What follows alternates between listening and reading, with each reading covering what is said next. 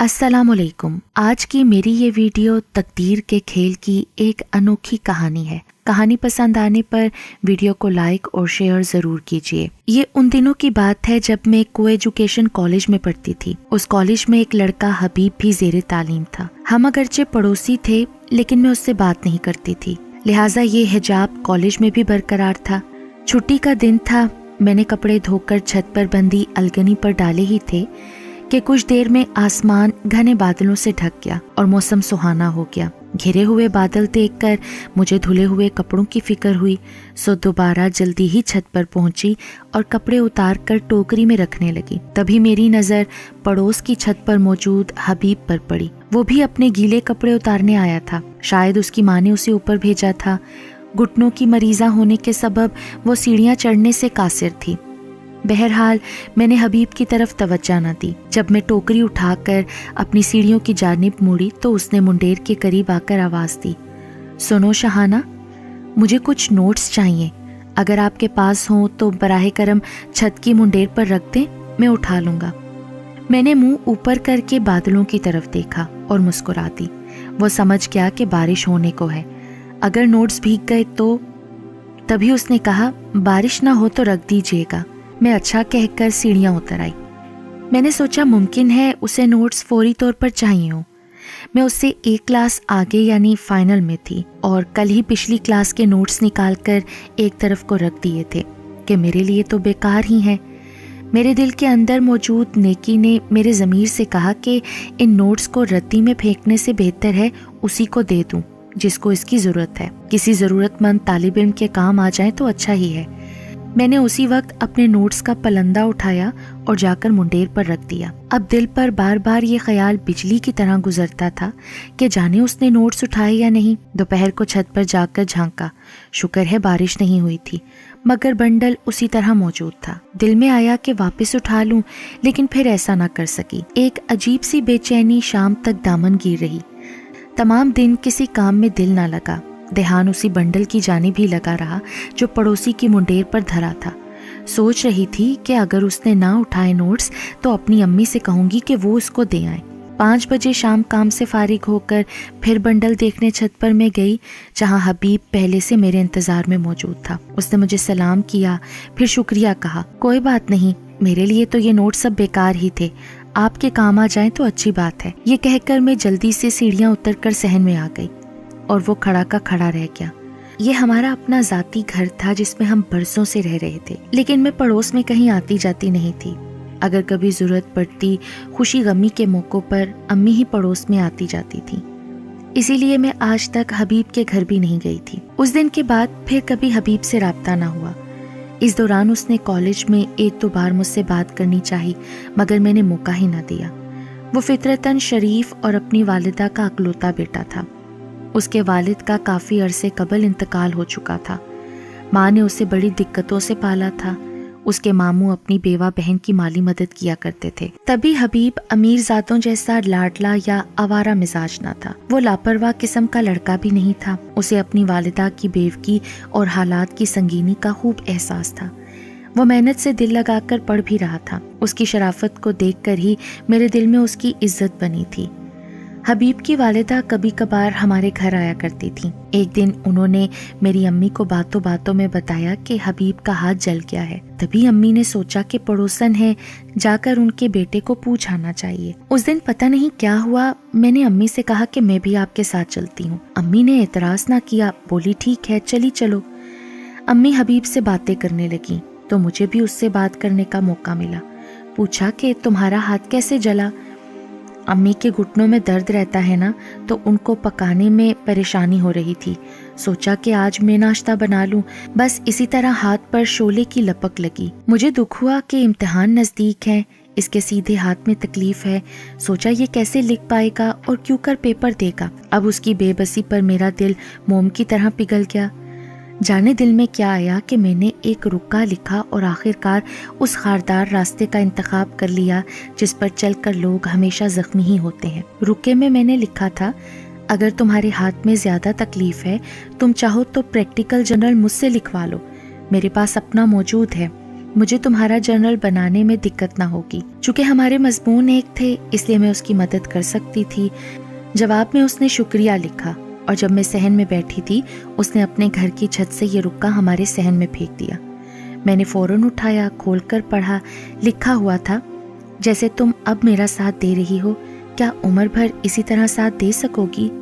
मैंने जवाब में लिख दिया, हाँ, अगर तुम साथ दोगे तो मैं भी तुम्हारा साथ दूंगी। लिखने को तो ये बात लिख दी, फिर बहुत पशेमान भी हुई कि जिस राह को जानती नहीं क्यों उस पर कदम रख दिया। किसी को हम सफर बनाने से पहले आजमाना तो चाहिए कि ये उम्र भर साथ भी दे सकेगा कि नहीं। इसके बाद हमारे दरमियान बाकायदा रुक्काबाजी का सिलसिला शुरू हो गया।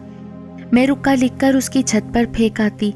इसी तरह जब वो देखता कि मैं अपने सहन में अकेली बैठी हूँ तो वो छोटे से पत्थर या कंकर में रुक्का लपेटकर अपनी छत से हमारे सहन फेंक देता, जो मेरे सामने आकर गिरता। यूं हमें किसी प्याम्बर या डाकिये की जरूरत न पड़ी। छत के साथ छत मिली हुई थी, हमें बात करना भी आसान था और खतो कताबत की तरसील भी आसान थी। हम ज्यादा देर छत पर नहीं रुकते थे, मुबादा अम्मी को शक हो जाए।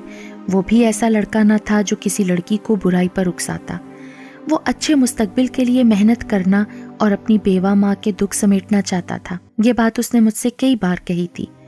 उसका कहना था कि बस एक नज़र तुमको देख लेता हूँ तो मेहनत करने की उमंग बढ़ जाती है और तुम्हें हासिल करने का ख्याल मुझे ताकतवर बना देता है। उसने बस एक बार मुझे कहा कि मैं तुमसे मिलना चाहता हूँ, कोई ज़रूरी बात शेयर करनी है। उन्हीं दिनों एक रोज़ अम्मी और अब्बू को लाहौर एक अजीज़ के इंतकाल पर जाना पड़ा। तभी मैंने हबीब से कहा कि तुम मेरे घर आ जाओ। शाम का वक्त था जब वो हमारे घर आया। वो बहुत परेशान था। मैंने परेशानी की वजह पूछी तो उसकी आंखों से आंसू जारी हो गए। उस लड़के को पहली बार आंसू बहाते देखकर मेरा दिल कांप उठा। मैंने पूछा, बताओ तो सही बात क्या है? कहने लगा कि एक नहीं दो परेशानियां हैं। एक तो दाखिला फीस भिजवानी है, मेरे पैसे पूरे नहीं हो रहे। दूसरे, अम्मी मेरी मंगनी किसी रिश्तेदार की बेटी से करना चाहती हैं। अगर ऐसा हुआ तो मैं तुमको खो दूंगा, जो मैं नहीं चाहता। मैंने कहा कि पहला मसला तो हल हो जाएगा, फीस के पैसों की फिक्र मत करो। अलबत्ता दूसरा मसला तुम्हारा है, उसे तुमने ही हल करना है, मैं तो हल कर नहीं सकती। खैर, मैंने उसे दाखिला फीस के लिए रकम दी। उसने इस शर्त पर ली कि जब उसकी अम्मी को मरहूम शोहर की पेंशन के पैसे मिलेंगे तो वो मुझे लौटा देगा। मुझे ये रकम वापस लेनी होगी और ये वो बतौर कर्ज कबूल करेगा। ठीक है, लेकिन तुम दाखिला फीस तो भरो, क्योंकि ये तो मुकर्ररा तारीख तक ही देना होती है ना। ये कर्ज है और मैं तुमसे वापस ले लूंगी। दूसरे मसले के बारे में भी उसे तसल्ली दी कि भाई जब वक्त आएगा देखा जाएगा। अभी से तुम किस फिक्र में पड़ गए हो, पहले पेपर्स तो सुकून से हो लेने दो। पहले ही तुम्हारी उंगलियां झुलसी हुई हैं। किसी तौर हबीब ने पेपर्स दे दिए। एक दिन उसकी खाला अपने घर वालों के साथ आई। उनके घर कुछ गहमा गहमी दिखाई दी। उनके जाने के बाद हबीब का रुक्का मुझे मिला कि बिला आखिर उसकी माँ ने हमारी राहें जुदा कर दी हैं। उसकी मंगनी खालाजाद से कर दी गई है। ये सुनकर तो मैं चकरा सी गई। मेरे तो आंसू थमने का नाम ही नहीं ले रहे थे। फिर उसने मुझे इशारे से छत पर बुलाया। ये मेरी उससे आखिरी मुलाकात थी। अब दो ही रास्ते थे कि हम हमेशा के लिए एक हो जाएं या फिर वालिदैन की रजा पर राजी होकर सर झुका लें और खामोश हो जाएं। उसने कहा कि तुम ही फैसला करो, जो फैसला करोगी मुझे मंजूर होगा। मुझे अपने घर वालों से ज्यादा उसकी बेवा माँ की खुशी का ख्याल था, जिसने बहुत दुखों और तकलीफों को झेल कर उसे पाला था, और हबीब उसकी कुल कायनात था। हम दोनों ही मोहतात हो गए, लेकिन एक दूसरे के लिए पहले से ज्यादा मोहब्बत बढ़ गई। जुदा होने के ख्याल से ही दिल बैठ जाता था। ताहम यह हकीकत थी कि किसी न किसी तरह जिंदगी का ये सफर अब अकेले ही तय करना है। मैं भी ग्रेजुएशन के बाद फारिग थी, तभी मेरे वालिदैन ने भी अपने फ़र्ज से सबकदोश होना ज़रूरी समझा और मेरा रिश्ता वालिदा ने अपने रिश्तेदारों में तय कर दिया। जब मुझसे पूछा गया तो मेरा जवाब सवाए आंसुओं के और क्या हो सकता था, क्योंकि हबीब की भी मंगनी हो चुकी थी। उन दिनों में सदमे से नीम जान थी। हबीब भी गम से निढाल था। चंद माह मायूसी से दुख झेलते रहने के बाद बिला आखिर मेरी मंगनी भी हो गई और मैंने खामोशी से तकदीर के फैसले को ये सोचकर तस्लीम कर लिया कि ज़रूरी तो नहीं हम जिसको चाहें या पसंद करें उसी के साथ हमारी शादी भी हो। हबीब ने मुझसे ज़्यादा दुख मेरी मंगनी का महसूस किया और शदीद बीमार हो गया। उसकी जान के लाले पड़ गए। उसकी माँ का रो रो कर बुरा हाल था, क्योंकि हबीब ने उसे बता दिया था कि वो मुझे पसंद करता है, लेकिन अपनी माँ की खुशी के लिए खामोश रहा। अम्मी जब अयादत करने हस्पताल गईं तब वहाँ उसकी वालिदा ने बेटे के दुख की वजह से मेरी वालिदा को आगाह कर दिया। हबीब की हालत देखकर अम्मी को एहसास हुआ कि ये लड़का तो मेरी लड़की से वाकई दिल से मोहब्बत करता है, तभी तो इतना बीमार पड़ा हुआ है। हबीब की अम्मी कहने लगी कि हमें अपने बच्चों की खुशी के बारे में ज़रूर सोचना चाहिए। दोनों ही फर्माबरदार बच्चे हैं कि जहाँ हमने मंगनी को कहा कर ली और हमारा दिल भी नहीं दुखाया, हमारी इज्जतों का ख्याल रखा, हमें भी इनका दिल नहीं दुखाना चाहिए। मेरी अम्मी ने कहा कि दुआ है तुम्हारा बेटा जल्द सेहतयाब हो जाए तो फिर हम अपने फैसलों पर नजरसानी कर सकते हैं। हबीब सेहतयाब होकर मुलाजमत करने लगेगा तो मंगनियाँ तोड़ी जा सकती हैं, अपने बच्चों की खुशी के खातिर फैसले तब्दील किए जा सकते हैं। जब ये बात हबीब ने सुनी तो गोया दोबारा से जी उठा। उस बीमार में फिर से जान पड़ गई और वो तेजी से सेहतयाब होने लगा। एक उम्मीद की किरण ने उसके बेजान वजूद में नई रूह फूंक दी। हबीब ने मुझे हासिल करने के लिए सरधड़ की बाजी लगा दी और बिला आखिर एक अच्छी प्राइवेट मुलाजमत हासिल करने में कामयाब हो गया। ये एक प्राइवेट कंपनी थी, तनख्वाह अच्छी थी, अलाउंस वगैरह भी था। जब ये खबर उसकी माँ ने अम्मी को सुनाई तो वो कुछ परेशान सी होकर सोच में पड़ गई। ताहम मेरी खुशी की खातिर उन्होंने मेरी मंगनी खत्म करने का ऐलान कर दिया और बहाना बनाया कि मेरी बेटी एमए करना चाहती है, अभी शादी के बजाय आला तालीम के हक में है, लिहाजा हमने शादी का इरादा मुलतवी कर दिया है। मेरे मंगेतर के वालिदैन ने बहुत जोर लगाया कि हम 2 साल की मोहलत और दे देते हैं, ये एमए कर ले फिर शादी कर लेंगे, मगर अम्मी को तो असल में रिश्ता खत्म करना था, लिहाजा अम्मी ने उनकी बात ना मानी और मंगनी तोड़ दी। इसी तरह हबीब की वालिदा ने भी किसी बहाने से उसकी मंगनी खत्म करा दी। इंसान चाहे जितना जोर लगा ले, होता तो वही है जो अल्लाह ताला को मंजूर हो। हबीब की माँ ने शादी के लिए अम्मी से 1 साल की मोहलत मांगी ताकि कुछ रकम जमा हो तो शादी पर अखराजात का इंतजाम कर सकेंगे। इस दौरान हमारी बातचीत तय कर दी। खुदा की करनी 1 साल बाद हबीब की मुलाजमत ही जाती रही। जब उसकी वालिदा ने मेरी अम्मी को ये खबर सुनाई तो मेरी अम्मी मायूस हो गईं। उन्होंने हबीब की अम्मी से कहा कि प्राइवेट मुलाजमतें तो ऐसी ही होती हैं, कंपनी वाले कभी रखते हैं तो कभी निकाल देते हैं, जाने फिर हबीब को कब मुलाजमत मिले। तुम्हारे मरहूम शोहर की पेंशन से इतने थोड़े पैसे मिलते हैं कि तुम दोनों माँ बेटे की गुजर बसर बहुत मुश्किल से हो पाती है। हबीब की वालिदा कहने लगी कि बहन, अल्लाह से अच्छी उम्मीद रखो, हमने अपने बच्चों की खुशियाँ पूरी करने की खातिर उनकी पहली मंगनियाँ तोड़ी हैं तो अब कुछ हौसला तो करना ही पड़ेगा ना। अल्लाह ने चाहा तो जल्द हबीब की दोबारा मुलाजमत हो जाएगी। मेरी वालिदा ने 6 माह तक खामोशी इख्तियार किए रखी। 6 माह बाद मेरे लिए एक और बहुत अच्छा रिश्ता आ गया। लड़का सऊदी अरब में इंजीनियर था और ये खुशहाल लोग थे। इतनी अच्छी फैमिली के ऐसा रिश्ता किस्मत वालों को मिलता है। अब वालिदा फिर से सोच में पड़ गई। उन लोगों से कहा कि 6 माह की मोहलत दे सकते हो तो ठीक है, अभी बात पक्की नहीं हो सकती। लड़के वालों को मैं पसंद आ गई थी, लिहाजा उन्होंने जवाब दिया कि कोई बात नहीं, हम 6 माह इंतजार कर लेते हैं, जब तक आपकी तरफ से जवाब न मिल जाएगा कहीं और बात नहीं चलाएंगे। इधर 6 माह भी गुजर गए लेकिन हबीब को मुलाजमत ना मिली। तब अम्मी आंटी से हतमी बात करने गई। कहा कि साल भर इंतजार कर लिया मगर तुम्हारे लड़के को तो मुलाजमत ही नहीं मिली।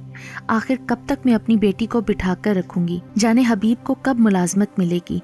तुम्हारे पास तो कोई असासा भी नहीं कि तुम्हारा लड़का कोई दुकान ही खोलकर जरिए रोजगार पैदा कर ले। मैं तो तुम्हारे बेटे की वजह से आगे अपनी बेटी की मंगनी तोड़ चुकी हूँ। अब अम्मी की नीयत बदल गई थी। जब साथ के घर वाले दोबारा उसका रिश्ता लाए कि हमने 6 माह इंतजार कर लिया है, अब आप हमें जवाब दें, तब अम्मी ने फौरन उनको हाँ कर दी और हबीब से की गई दुआ खैर को खत्म कर दिया ताकि ना वो धोखे में रहें और ना हम। मेरी अम्मी हबीब के साथ असल में रिश्ता करके पछता रही थी। जहाँ पहले मेरी मंगनी हुई थी वो भी खुशहाल घराना था, जबकि हबीब एक नादार यतीम लड़का था। सवाई ग्रेजुएशन के उसके पास कोई हुनर भी नहीं था और मजीद तालीम हासिल करने के लिए कोई असासा भी नहीं था। अम्मी ने सोचा कि इतनी गुर्बत में बेटी का रिश्ता देकर गलती कर रही हूँ, जबकि खुशहाली जिंदगी की खुशियों के लिए ज़रूरी होती है। मेरी बेटी उम्र भर गुर्बत में ज़िंदगी गुजारेगी। और रही बेटी की खुशियों की बात, तो बच्चों की शादी और मोहब्बत के बारे में उनके अपने फैसले जज्बाती होते हैं। थोड़े दिनों में ही जब शहाना अमीर घर के सुख देखेगी तो पिछली कहानी भूल जाएगी। अम्मी ने तो फिर भी साल भर सब्र किया था, जबकि वालिद साहब हबीब से मेरी दुआ खैर के हक में ही ना थे کہ وہ خوشحال لوگ نہیں تھے، مگر والدہ کے کہنے سے چپ ہو گئے تھے۔ حبیب کی ماں کو جواب دے کر امی نے میری شادی کی تاریخ سعد کے والدین کو دے دی۔ آخر کار میری شادی ہو گئی، اور جب شادی کے بعد پہلی بار میکے گئی تو پتہ چلا کہ حبیب یہ صدمہ نہ سہ سکا اور پھر سے بیمار ہو کر ہسپتال پہنچ گیا ہے۔ میں سوائے اس کی سلامتی کی دعا مانگنے کے اور کچھ نہ کر سکی۔ شادی کے 1 ماہ بعد ہی میں اپنے شوہر کے ساتھ سعودی عرب چلی گئی، جہاں مجھے ایک خط ملا جو میری سہیلی کے پتے پر آیا تھا۔ وہ ہمارے قریب رہتی تھی۔ اس کا شوہر میرے خاوند کے ساتھ ایک ہی کمپنی میں کام کرتا تھا۔ نائلہ نے بند لفافہ مجھے لا کر دیا۔ وہ سمجھی میرے گھر سے امی ابو کا خط آیا ہے، کیونکہ میں نے امی کو ہی نائلہ کے گھر کا پتہ دیا تھا۔ لفافہ کھولا تو حبیب کا خط دیکھ کر میں حیران رہ گئی۔ جانے کیسے اس نے میری امی سے اس گھر کا پتہ حاصل کر لیا تھا۔ اس میں لکھا تھا، میرے لیے اب جینا محال ہے۔ تمہیں معلوم ہے کہ میں ہی اپنی والدہ کے لیے سب کچھ ہوں۔ کہتے ہیں کہ ہر کام میں بھلائی ہوتی ہے۔ مجھے نہیں معلوم کہ ہماری جدائی میں کون سی نیکی اور بھلائی پوشیدہ ہے۔ میں نہیں چاہتا کہ میری وجہ سے تمہاری عزت پر کوئی حرف آئے، لہٰذا اطمینان رکھو، اب ہمارے درمیان کوئی رابطہ، کوئی خط و کتابت نہیں ہوگی۔ اس لیے یہ خط تحریر کیا ہے کہ تم میرا خیال بالکل بھلا دینا۔ میں تم کو قصوروار نہیں سمجھتا، لہٰذا تم کسی پچھتاوے میں نہ آنا، اداس نہ رہنا۔ تم نے اپنے والدین کی لاج رکھی، یہی تمہارے حق میں بہتر تھا۔ میرے دل میں تمہارے لیے جیسا احترام پہلے تھا اب بھی ہے اور ہمیشہ رہے گا۔ زندگی کی بعض حقیقتیں ایسی ہوتی ہیں کہ جنہیں قبول کر لینا ہی بہتر ہوتا ہے، اور ویسے بھی جوڑے انسانوں کی مرضی سے نہیں بنتے، یہ تو اللہ تعالیٰ کی مرضی سے بنتے ہیں۔ انسان چاہے جتنا زور لگا لے، جو چیز مقدر میں نہیں لکھی ہوتی اسے وہ کبھی حاصل نہیں کر سکتا۔ میں تمہارے لیے ہمیشہ دعا گو رہوں گا۔ اللہ کرے کہ تم اپنے شوہر کے ساتھ ہمیشہ ہستی بستی رہو۔ اس کے بعد کبھی حبیب کا پھر کوئی خط نہ آیا، اور نہ ہی کوئی بات چیت ہوئی، نہ ہی اس نے کسی رابطے کی کوشش کی۔ کچھ عرصے بعد امی کے ذریعے پتہ چلا کہ حبیب کا دل ہمارے محلے سے ایسا کھٹا ہوا کہ وہ لوگ اپنا مکان ہی بیچ کر چلے گئے۔ کہاں گئے یہ کسی کو معلوم نہ ہو سکا۔